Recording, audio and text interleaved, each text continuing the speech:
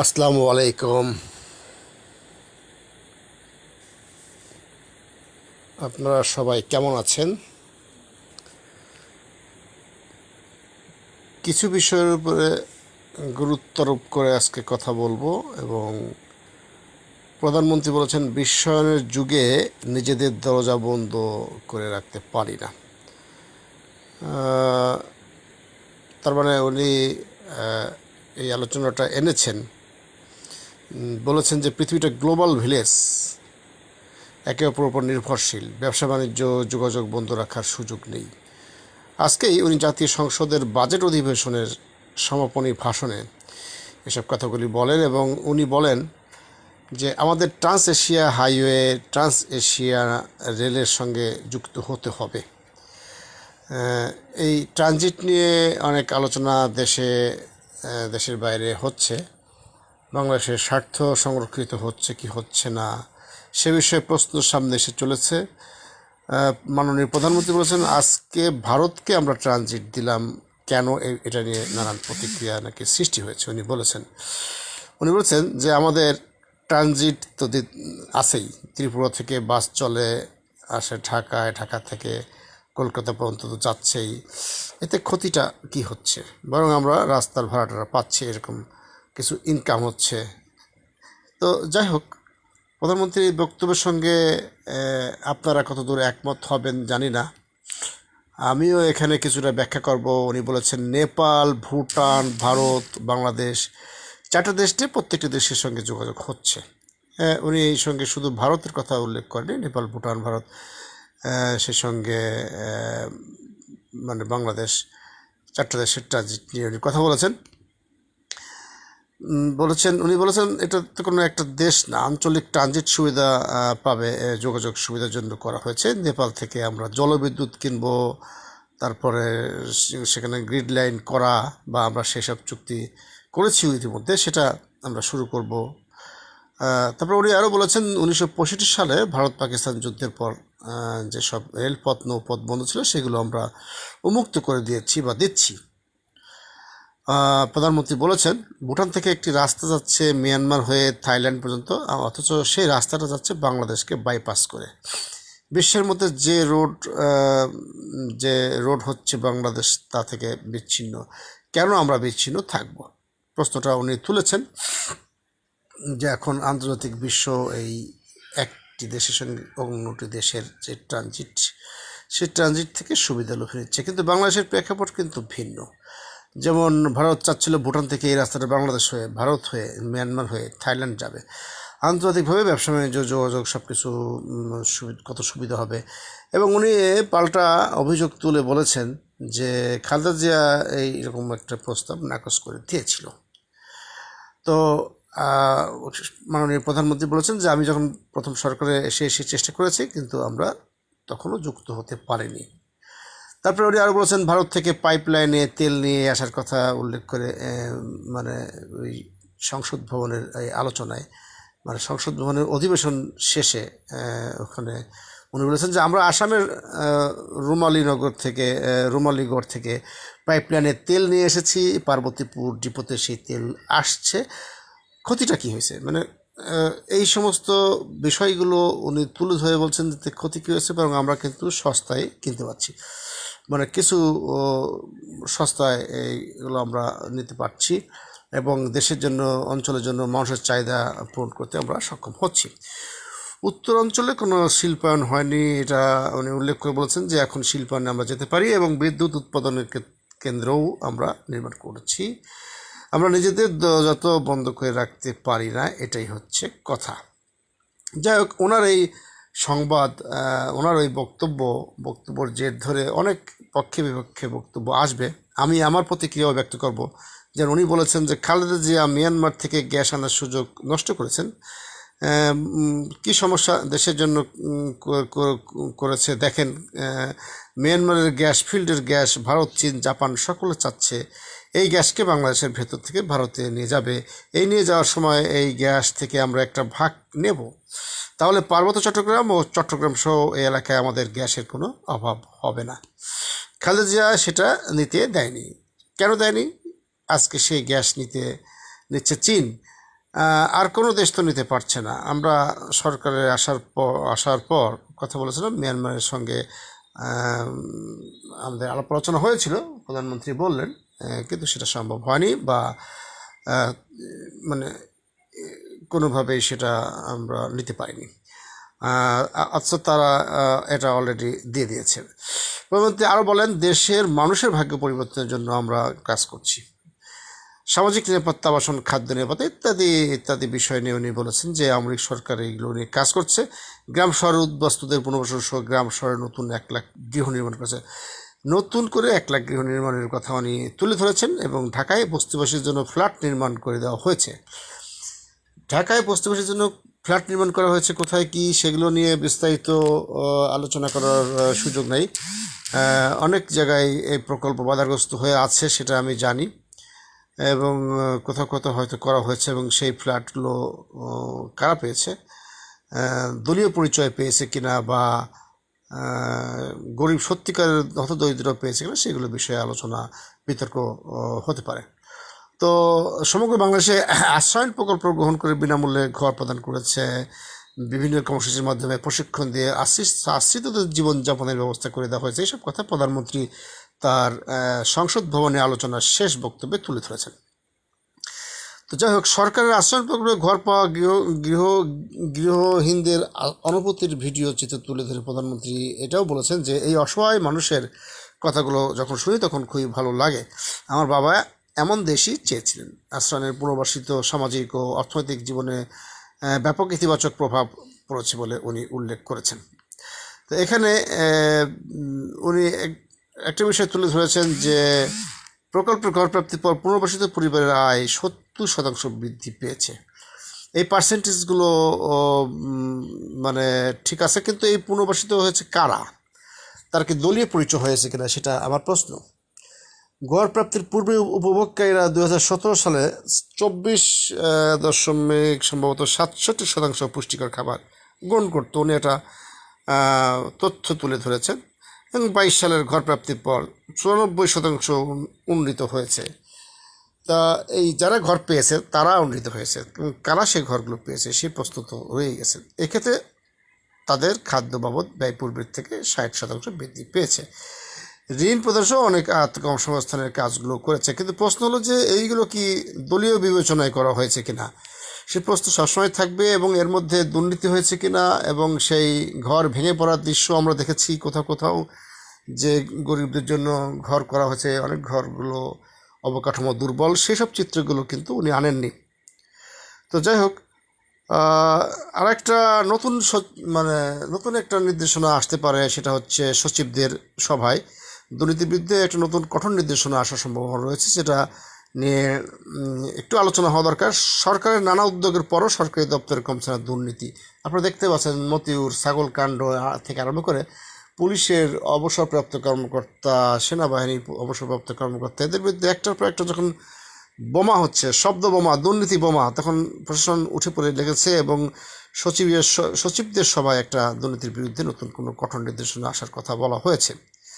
এবং সরকারের পুরো ব্যবস্থাপনা কিন্তু এই দুর্নীতির কারণে বিব্রত হয়েছে বলে পত্রপত্রিকা উঠে এসেছে। আজকে কিন্তু 4 জুলাই ছিল বৃহস্পতিবার, সেখানে সচিবদের সভা হয়েছিল। সেই সভা সম্ভবত বিকেল 5:30, 4:30, 5টার দিকে সভা অনুষ্ঠিত হয়েছে এবং সেই সভার সভাপতিত্ব করেছেন সচিব মোহাম্মদ মাহবুব হোসেন।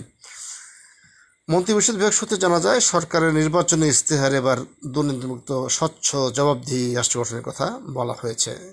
তো এখন এই কথাগুলো পত্রপত্রিকায় শুনি, বাস্তবায়নের দিক দিয়ে কতটুকু কী, কিন্তু এখন একটা নতুন চমক, নতুন একটা খবর আমাদের কানে শব্দ বিনিময় হচ্ছে যে মুক্তিযোদ্ধা কোটা স্থগিতে রাষ্ট্রপক্ষের আবেদনের শুনানি হবে কালকে। তা এখন মুক্তিযোদ্ধা কোটা স্থগিতের বিষয়টি একটু পরিষ্কার ধারণা নিতে হবে যে প্রথম দ্বিতীয় শ্রেণীর সরকারি চাকরিতে মুক্তিযোদ্ধা কোটা বাতিলের সিদ্ধান্ত অবৈধ ঘোষণা করা হাইকোর্টের রায় স্থগিতে রাষ্ট্রপক্ষের আবেদনের আগামীকাল শুনানি হবে। দেখা যাক, প্রধান বিচারপতি আবেদনের এই কার্যতালিকা এটা 8 নম্বরে রাখা হয়েছে বলে জানা গেছে, আমি যতটুকু জানি। তবে এই কালকে সুপ্রিম কোর্টের সাবেক বিচারপতি ও আইনজীবী মানে প্রয়াত বিচারপতি আইনজীবী স্মরণে ফুল কোর্ট রেফারেন্স অনুষ্ঠান রয়েছে আপিল বিভাগের 1 নম্বর বিচার বিভাগ কক্ষে।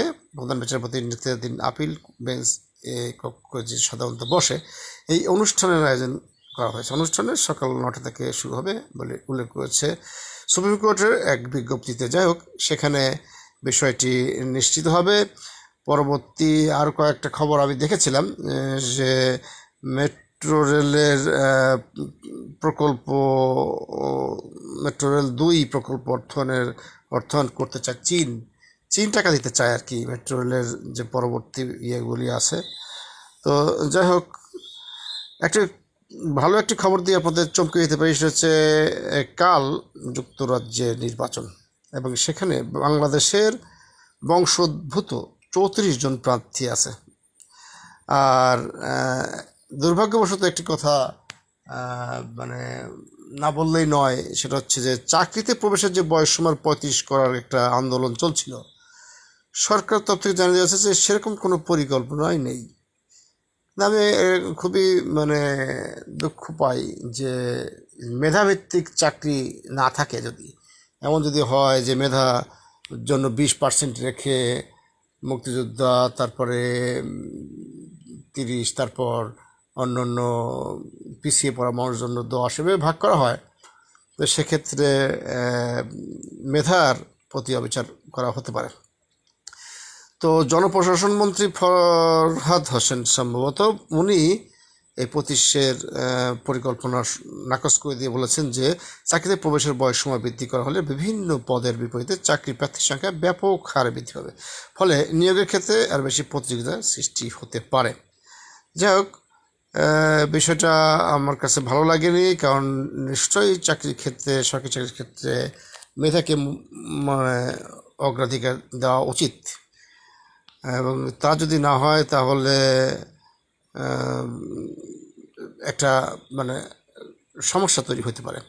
পাবলিক সার্ভিস কমিশনের রিপোর্টের প্রসঙ্গ টেনে মন্ত্রী বলেন যে 43তম বিসিএস পরীক্ষা বিভিন্ন স্তরে উত্তীর্ণ প্রার্থীদের বয়স ও জেন্ডার ভিত্তিক পরিসংখ্যান অনুযায়ী কম বয়সী 23 থেকে 25 সুপারিশকৃত প্রার্থীর সংখ্যা সব থেকে বেশি 37.68%, এবং বেশি বয়সী 29-এর ঊর্ধ্বে সুপারিশকৃত প্রার্থীর সংখ্যা সব থেকে কম।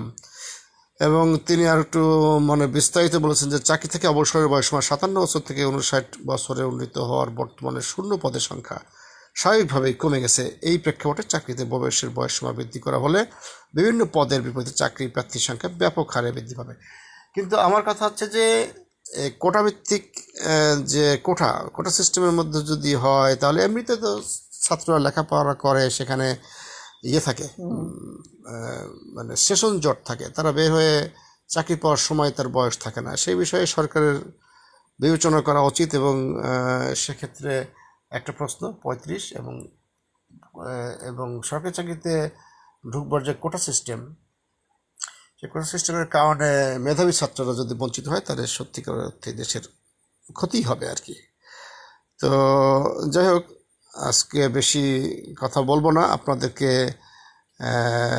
একটা বিষয় জানাই রাখি যে পদ্মা সেতু সমাপনী একটা অনুষ্ঠান করার কথা হয়েছে, যারা উল্লেখ করবে সেখানে প্রধানমন্ত্রী অংশ নেবেন বলে শুনেছি। এটা শুক্রবারই হবে, কিন্তু এক প্রশ্নের উত্তরে জানা গেছে যতদূর সম্ভব যে সেখানে খরচ হবে 5 কোটি টাকা। এত টাকা খরচ করে পদ্মা সেতু সমাপনী উদ্বোধন করবেন, এটা ঠিক না। আর একটু সাদামাটাভাবে করা উচিত ছিল আর কি। যদিও পদ্মা সেতুর আমার জানা মতে যে আরও 250 কোটি টাকা খরচ নদী শাসনের জন্য বৃদ্ধি করা হয়েছে, এবং সব মিলিয়ে পদ্মা সেতুর খরচ বিশ্বের অন্যান্য দেশের সেতু নির্মাণের খরচের থেকে অনেক বেশি। তার উপরে আবার এই সমাপনী অনুষ্ঠানও 5 কোটি টাকা খরচ করতে যাচ্ছেন। বিষয়গুলি আমাকে ব্যথিত করেছে যে এই সময় রাসেলস ভাইপারের উপদ্রব, সামনে ডেঙ্গু উপদ্রব আসছে, যেখানে মশা নিধনের জন্য আরও পর্যাপ্ত ব্যবস্থা নেওয়া দরকার। সেইগুলো আরও কিছু গুরুত্বপূর্ণ বিষয়গুলো রয়ে গেছে। এখন আনন্দ উল্লাস করে 5 কোটি টাকা খরচ করবেন, ঠিক না এটা আর কি। যাই হোক, আমি সরকারের সমালোচনা করছি। এই সমালোচনা করার রাইট আমার আছে, সংবিধান আমাকে সেই সমালোচনা করার অধিকার দিয়েছে। তো আপনারা যেখানে আছেন, যেখানে থাকেন, ভালো থাকেন, রাত্রিটা সুন্দর মতো কাটান। কিন্তু কি হতে যাচ্ছে আগামীকাল, সেগুলো বিষয়ে আপনাদের একটু সম্যক ধারণার জন্যই আমি এসেছি আপনাদের সঙ্গে লাইভে। সেটা হচ্ছে যে বৃষ্টি কিন্তু এই শুক্রবার পর্যন্ত থাকতে পারে, আবহাওয়ার খবরে যতটুকু সম্ভব জানতে পেরেছি। এবং আরেকটা বিষয় হলো যে জেম কাদের বলেছে যে কোটা ব্যবস্থা বৈষম্য মুক্ত সমাজ গঠন বাধাগ্রস্ত করছে। বিরোধী দলের নেতা আর কি, উনি এবার নির্বাচন করেছেন, কিন্তু সবসময় উনি বিরোধী দলের সুরেই কথা বলেন, যে কারণে উনি কোটা ব্যবস্থার বিরুদ্ধেই বলেছেন। কোটা ব্যবস্থা বৈষম্যমূলক সমাজ গঠনে বৈষম্য মুক্ত সমাজ গঠনে বাধাগ্রস্ত করছে, একথা আমারও বক্তব্য। তো যাই হোক, সে কথা সরকারের কানে যাবে কিনা সে বিষয়ে যথেষ্ট সন্দিহান রয়ে গেছে। আরেকটা বিষয় হলো যে পাটজাত পণ্য রপ্তানিতে ভর্তুকি দেবে সরকার, এটা একটা নিউজে আসছে। পাটজাত পণ্য কিন্তু কিছুদিন আগে আমরা জেনেছি যে পার্শ্ববর্তী দেশে ইন্ডিয়াতে অ্যান্টি ডাম্পিং যে শুল্ক আরোপের বিষয়টা, সেটা আরও 5 বছর অ্যান্টি ডাম্পিং শুল্কের মেয়াদ বাড়ানো হয়েছিল। এবং যার কারণে পাটজাত পণ্য রপ্তানিতে আমরা সুবিধা করতে পারবো না। সেই বিষয় মাথায় এনেই কি রপ্তানিতে ভর্তুকি দেবেন বলে জানিয়েছেন বস্ত্র পাটমন্ত্রী জাহাঙ্গীর কবির নানকের এই বক্তব্য। পাট কৃষকদের আশার আলো আসতে পারে। উনি সচিবালয়ের আজকের এক নিজ অফিস কক্ষে বাংলাদেশ পাট গবেষণা ইনস্টিটিউটের প্রতিনিধি দলের সঙ্গে বৈঠক শেষে সাংবাদিকদের সঙ্গে আলাপকালে একথা বলেন। তো এখানে আজকে ওনার অ্যান্টি ডাম্পিং শুল্কের বিষয়ে কোনো কথা হয়নি, তবে উনি ভর্তুকির কথা বলেছেন। এ সময় মন্ত্রী আরও জানান যে সম্প্রতি পাট পাতা থেকে চা উৎপাদন করা হচ্ছে। তো এটা আমি অবশ্য নতুন শুনলাম, যদি তাই হয়ে থাকে তাহলে পাট পাতার চা কেমন খেয়ে দেখা দরকার। এবং রপ্তানির বড় সম্ভাবনাও রয়ে গেছে, সেজন্য সেই পাট শুধুমাত্র সোনালি আঁশ না, পাটের পাতা থেকে চাও যদি উৎপন্ন হয়ে থাকে সেটা একটা ইম্পর্টেন্ট ইস্যু। এবং পাতা দিয়ে তৈরি যে রোজেলা ও পাট পাতার চা ব্র্যান্ডের চা শীঘ্রই বাজারজাত করা হবে। এটা একটা আশার খবর, আপনারা শুনে রাখতে পারেন। এবং তিনি আরও বলেছেন যে পাট থেকে পরিবেশ বান্ধব সোনালি ব্যাগ উৎপাদনে অনেক দূর এগিয়েছি আমরা। যাক, আশার খবরগুলো শুনলাম। ভারত ও ব্রাজিলের অ্যান্টি ডাম্পিং প্রসঙ্গে অ্যান্টি ডাম্পিং প্রসঙ্গে এখানে উনি বলেছেন, ভারত ও ব্রাজিলের অ্যান্টি ডাম্পিং প্রসঙ্গে তিনি বলেন যে ভারতের নির্বাচন শেষ হয়েছে, আমরা এখন অ্যান্টি ডাম্পিং নিয়ে ভারতের সঙ্গে কাজ করব। অ্যান্টি ডাম্পিং নিয়ে কী কাজ করবেন? 5 বছর মেয়াদ তো অলরেডি বাড়িয়ে ফেলেছে, তখন তো কোনো প্রতিবাদ করেন নাই। এখন আমি শুনলাম ভারতের সঙ্গে ব্রাজিলও অ্যান্টি ডাম্পিং দিয়েছে, এবং প্রধানমন্ত্রী কিছুদিন পরে ব্রাজিল যাবেন, সে সময় তাদের সঙ্গে অ্যান্টি ডাম্পিং তুলে নেওয়ার বিষয়ে কথা বলা হবে। যাক, এই বিষয়টা আপনারা নোট রাখতে পারেন যে ব্রাজিল গেলে উনি অ্যান্টি ডাম্পিংয়ের বিষয়টি তুলে ধরবেন, এবং সেখান থেকে এটা যেন রোধ করা হয়, তুলে নেওয়া হয়, সে বিষয়ে যেন উনি কথা বলেন, সেটি আমরা আশা করছি। তো এই আজকের আলোচনাগুলোর মধ্যে কয়েকটি গুরুত্বপূর্ণ বিষয় রয়েছিল। ট্রানজিট কোটা ব্যবস্থা, কৃষি পাটজাত পণ্য বিক্রির যেই অ্যান্টি ডাম্পিং প্রসঙ্গ এসেছে, এবং যে ছাগল কাণ্ডের মতিউরের স্ত্রী লাকির বিরুদ্ধে 1000 কোটি টাকার মামলা ঘোষণা করা হয়েছে। কারণ ছাগল কাণ্ডের মতিউর তার স্ত্রী বলেছিল সব সাংবাদিকদেরকে আমরা ম্যানেজ করেছি। এই সাংবাদিকরা খুব চটে গেছেন, এবং তার পরবর্তীতে তার বিরুদ্ধে মামলার প্রস্তুতি, এগুলো স্বভাবত কারণেই যদি সে মিথ্যে কথা বলে থাকে, অসত্য বলে থাকে, তার বিরুদ্ধে তো মামলা হওয়াই উচিত। আর সত্য হয়ে থাকলেও সেটা প্রমাণ করবে কে? বিড়ালের গলায় ঘণ্টা বাঁধবে কে? আমি গ্রিন পার্টির চেয়ারম্যান রাজু আহমেদ খান আপনাদের সঙ্গে আপনাদের সঙ্গে দৈনন্দিন কিছু বিষয় নিয়ে এসেছি, যেগুলি আলোচনায় আসা উচিত, মানে আমাদের বোঝার সুবিধার্থে। এবং নতুন আইজিপি বলেছেন পুলিশকে অত্যাধুনিক প্রযুক্তি সমৃদ্ধ করে গড়ে তোলা হচ্ছে। সেই খবরগুলো আমরা আরও বিস্তারিত যাব ভবিষ্যতে, একদিনে তার সব বলা যাবে না। তো নৌপরিবহন প্রতিমন্ত্রী যেমন বলেছেন আমরা সুনীল অর্থনীতি নিয়ে কাজ করব, সেখানে অনেক কথা রয়ে গেছে। সুনীল অর্থনীতি নিয়ে অনেক আমাদের বোঝাপড়ার অভাব আছে। আরও কিছু বিস্তর আলোচনায় আমি যেতে পারবো, হয়তো আলোচনায় যেতেই হবে।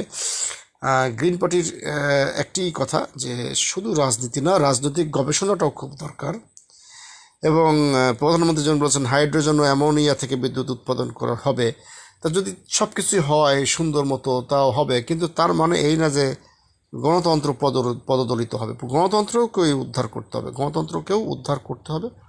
দেশের সব সম্ভাবনাময় খাতগুলোকেও যেমন সামনের কাতারে নিয়ে আসতে হবে, লাভজনক করতে হবে। সেই সঙ্গে অ্যান্টি ডাম্পিং বলেন, তারপরে ওই যে আরও আছে গার্মেন্টসে অনেক রেস্ট্রিকশন আছে, আপনারা জানেন 13 সালে দেওয়া হয়েছে জিএসপি, সেগুলো আরও অনেক বিষয়গুলো আমাদেরকে আন্তর্জাতিকভাবে বার্গেনিং করে সেগুলো মানে প্রতিবন্ধকতাগুলো তুলে ফেলতে হবে। তো বিড়ালের গলায় ঘণ্টা বাঁধবে কে? এই সরকারকে অনেকেই মানতে চাচ্ছে না, বিশেষ করে আমরা বিরোধী দলে যারা আছি, বিরোধী মনোভাবাপন্ন। আমরা বলতে চাচ্ছি সুষ্ঠু গণতান্ত্রিক পদ্ধতিতে নির্বাচিত না এই সরকার। তারপরেও তারা তাদের রুটিন কাজ করে যাচ্ছে এবং দেশের অর্থনীতি সমাজ পরিবর্তনের কাজ করে যাচ্ছে। এবং তার মধ্যে কিছু আপত্তিকর বিষয়গুলো এসেছে, তার মধ্যে ট্রানজিট, বাংলাদেশের মধ্য দিয়ে ট্রেন চলাচল, এগুলো ভবিষ্যতে বুমেরাং হতে পারে। যদিও একটা প্রেস ব্রিফিং করে একজন মানে সরকারের মন্ত্রী বলেছেন এই আরাফাত, যে এর মধ্যে কোনো অ্যামিনিশন থাকবে না, মানে অস্ত্র। আবার অন্য পক্ষ থেকে আমরা শুনতে পাচ্ছি যে অনেক আর্মি অ্যামিনিশন বা ডিফেন্সের অস্ত্র এগুলো পরিবহন করা হবে। এখন পুরোপুরি ক্লিয়ার না, স্পষ্ট না। তো বাংলাদেশের মাটি ব্যবহার করে যদি কোনো বাইরের দেশের অস্ত্র সরঞ্জাম এগুলো পরিবহন করে, সেটা সম্পূর্ণ আপত্তিকর বলেই আমি মনে করি। এবং স্পিকারও বলেছেন সমুদ্র সম্পদ কাজে লাগাতে সমন্বিত উদ্যোগের বিকল্প নেই। আমি স্পিকারকে উদ্দেশ্য করে বলতে চাচ্ছি যে আপনি সমন্বিত শব্দের অর্থটা একটু ডিকশনারি দেখে খুঁজে বের করেন। সমন্বিত বলতে সরকারি, বেসরকারি, আধা সরকারি, পুরো সরকারি, বেসরকারি, রাজনৈতিক, নিবন্ধিত, অনিবন্ধিত, প্রত্যেকটা পার্ট টু পার্ট আলোচনা দরকার। সেক্ষেত্রে বাংলাদেশের রাজনৈতিক দলগুলো তো আপনার নিবন্ধনই দিচ্ছেন না। পাশাপাশি যারা অনিবন্ধিত আছে, যে সমস্ত রাজনৈতিক দল রাষ্ট্রীয় নীতি নির্ধারণী আলোচনায় বা কাজে, এই যে এখন বললেন সমুদ্র সম্পদ কাজে লাগানোর জন্য সমন্বিত উদ্যোগ প্রয়োজন, সেই সমন্বিত উদ্যোগের মধ্যে আপনার এই কারা কারা আছে সেই তালিকাটা জানা খুবই প্রয়োজন। সবাই ভালো থাকবেন, শুভরাত্রি। ভালো থাকার প্রত্যাশা নিয়ে, আগামী দিনগুলোর জন্য ভালো ভালো কাজ করার প্রত্যাশা নিয়ে এখানে শেষ করছি। সবাইকে সাথে নিয়ে এগিয়ে যাবার প্রতিশ্রুতি এবং এদেশকে একটি গণতান্ত্রিক রাষ্ট্র হিসেবে গড়ে তোলার জন্য, মানুষের ভোট ভাতের অধিকারকে প্রতিষ্ঠা করার জন্য আন্দোলন সংগ্রাম চলবেই। এবং সরকার যতই জনগণের উন্নয়নে কাজ করুক না কেন, তাদের ভুল ত্রুটি ধরে দেওয়ার জন্য আমরা অতন্ত্র প্রহরীর মতো কাজ করব। গ্রিন পার্টি সেটা অন্তত পক্ষে করবে। কোনো ক্ষমা নেই, অন্যায় যারা করেছে, দুর্নীতি যারা করেছে তাদেরকে কোনো ক্ষমা নেই। জাতির কাছে ক্ষমা চেয়ে নতুন করে শপথ নিতে হবে, নতুন করে নির্বাচন দিতে হবে এবং জনগণের প্রতিনিধি হাতে ক্ষমতা হস্তান্তর করতে হবে। শুভরাত্রি।